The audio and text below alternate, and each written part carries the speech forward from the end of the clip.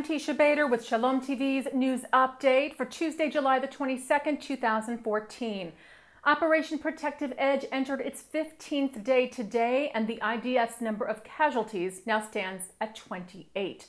10 more IDF soldiers were killed yesterday, overnight last night, and today in fighting in Gaza. One IDF soldier has also been declared as missing. He is 21-year-old Sergeant Oron Shaul, who was one of 7 in his Golani unit in the armored personnel carrier that were hit by terrorist fire in Gaza on Sunday. Only 6 of the bodies have been identified. Hamas, meanwhile, has claimed that they have kidnapped an IDF soldier. However, there has been no confirmation from Israel of any such kidnapping. The IDF continued its operation in Gaza today, uncovering and destroying terror tunnels and rocket launchers as rocket fire into Israel from Gaza continued as well. Among the rockets that were fired into Israel today, one rocket landed in Yehud, just outside of Tel Aviv, causing major damage to a house there. Following that incident, which was close to Ben Gurion Airport, the U.S. Federation Aviation Authority canceled all U.S. flights traveling to and from Ben Gurion for 24 hours, and European airlines soon followed suit. Israeli Prime Minister Benjamin Netanyahu met today in Tel Aviv with visiting United Nations Secretary General Ban Ki-moon. I believe that you understand that it is the right of every state to defend itself, and Israel will continue to do what it needs to do to defend its people. Mr. Secretary, this is not only our right, this is our duty. We condemn strongly the rocket attacks. These must stop immediately. We condemn the use of civilian sites,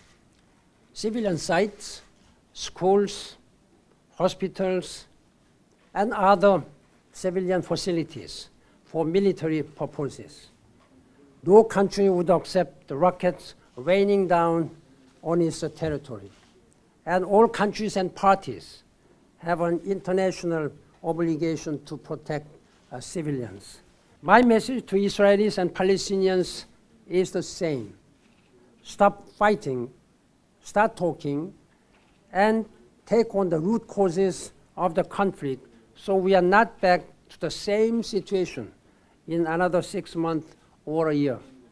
And U.S. Secretary of State John Kerry is in Cairo pushing ceasefire efforts.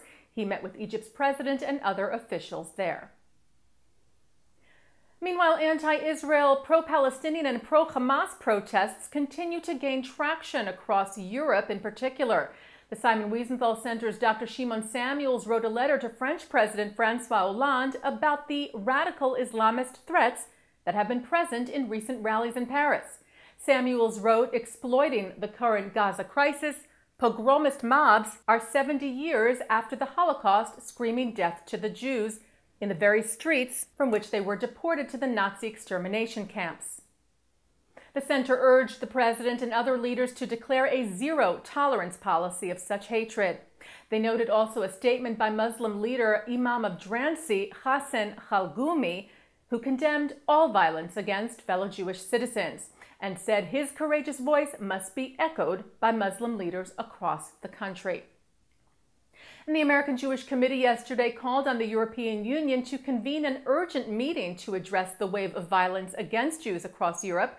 AJC Executive Director David Harris said, from Berlin to Paris, from London to Brussels, we are once again hearing the blood-curdling screams of death to the Jews, saying this poisonous hatred threatens not only Jews but the very societies that comprise the EU.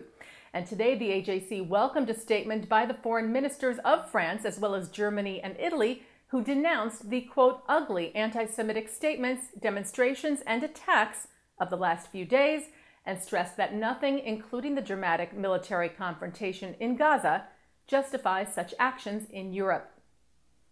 Meanwhile, the U.S. State Department has sent special envoy to monitor and combat anti-Semitism, Ira Foreman, to travel to Eastern Europe this week. Foreman will visit Hungary, Latvia, and Lithuania, where he will meet with Jewish leaders, non-governmental organizations, as well as government officials.